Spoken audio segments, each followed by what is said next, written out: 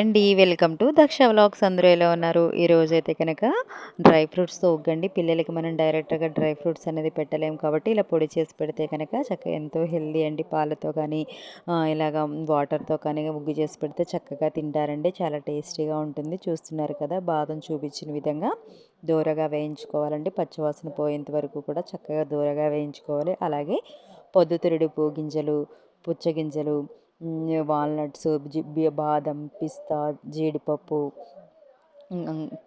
అంజీర్ అంజీర్ కూడా పెట్టచ్చండి. కానీ దీంట్లో యాడ్ చేయకూడదు. అంజీర్ కూడా డైరెక్ట్గా వేస్తే పిల్లలు చక్కగా పట్టుకొని తింటారు. ఇలా మొత్తం అన్ని డ్రై ఫ్రూట్స్ అని ఒక్కొక్కటిగా చక్కగా చూపించిన విధంగా దూరగా వేయించుకోవాలండి. మరి హైలో వేయించుకోకూడదు. చక్కగా సిమ్లోనే ఉంచుకొని ఇలా వేయించుకోవాలండి. ఇలాగ వాటర్ మిలన్ సీడ్స్ కూడా చూస్తున్నారు కదండి, ఇవైతే తొందరగా వేగిపోతాయి. చిటపటలాడుతుంటూ చక్కగా వేగిపోతాయండి. ఇవి సిమ్లోనే ఉంచుకొని దూరగా వేయించుకోవాలి. పిల్లలకి చాలా బలంగా ఉంటుందండి. అన్ని ప్రోటీన్స్ అనేది చక్కగా పిల్లలకి చక్కగా అందుతాయి. పిస్తా కూడా చూపించిన విధంగా మొత్తం నట్స్ అన్నీ కూడా అన్నీ వేయించుకొని పెడితే కనుక పిల్లలకి గ్యాస్ ఫామ్ కూడా ఉంటుందండి. ఇలా చక్కగా మొత్తం అన్నీ దూరగా వేయించుకొని పక్కకు తీసేసుకోవాలండి. ఖర్జూరం అయితే కనుక వేయించాల్సిన అవసరం లేదండి. వాల్నట్స్ను, జీడిపప్పు కూడా ఇలాగ నెయ్యితో కూడా వేయించాల్సిన అవసరం లేదండి. ఉత్తిగానే వేయించేసుకోవచ్చు.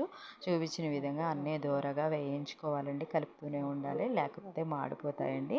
చూస్తున్నారు కదా, ఈ విధంగా మొత్తం అన్నీ వేగిన తర్వాత పక్కకు తీసేసుకుని ఇది చల్లారిన తర్వాత మిక్సీ పట్టుకోవాలండి. కొద్దిగా మిక్సీ పట్టుకోవాలి, లేకపోతే పిండి కింద అయిపోతుంది. బాగా మెత్తగా అయిపోతుంది. చూస్తున్నారు కదా, ఈ విధంగా మొత్తం అంతా చల్లారి పెట్టుకోవాలి. ప్లేట్లో వేసుకొని ఖర్జూరం అయితే కనుక లోపల గింజ తీసేసి మనం మిక్సీ పట్టుకునేటప్పుడు వేసుకోవాలండి.